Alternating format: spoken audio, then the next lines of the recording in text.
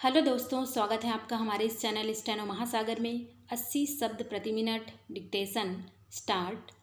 महोदय, मैं आपका हृदय से आभारी हूँ कि आपने मुझे सदन में पेश इस वर्ष के बजट पर अपने विचार प्रकट करने का अवसर दिया है।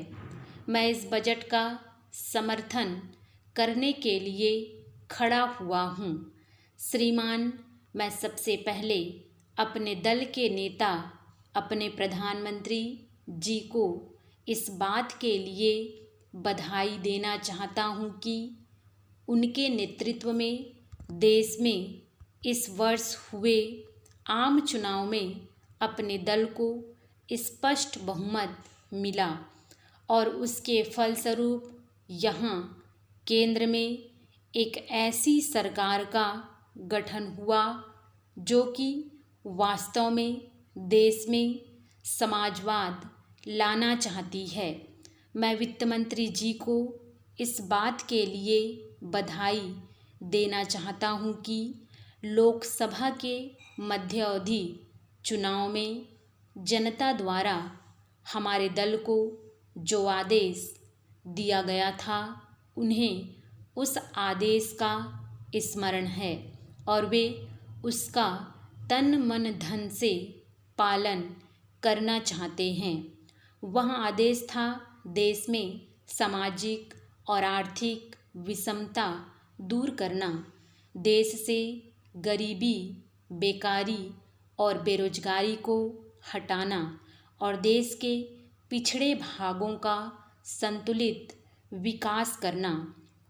साथ ही साथ इस बात का भी आदेश था कि देश के अंदर इस प्रकार की सामाजिक तथा आर्थिक व्यवस्था पैदा की जाए जिसके अंतर्गत जनता की शोषण से बचाया जा सके।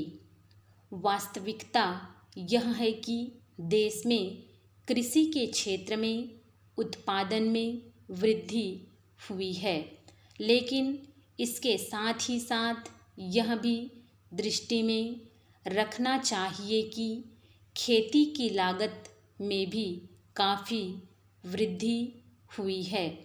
इसके लिए आवश्यक है कि सिंचाई के साधन बढ़ाए जाएं और अधिक अच्छे बीजों का आविष्कार किया जाए।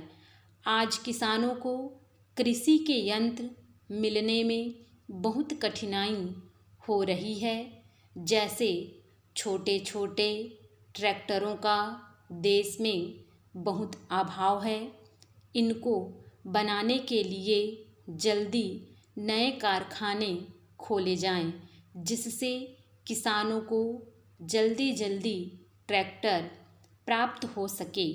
हमारा ऐसा विश्वास है कि यदि सरकार की ओर से ऐसी व्यवस्था हो जाए तो इस समय देश के जो उद्योग कृषि के क्षेत्र में हैं, उनकी उत्पादन क्षमता में दुगनी वृद्धि संभव हो सकती है।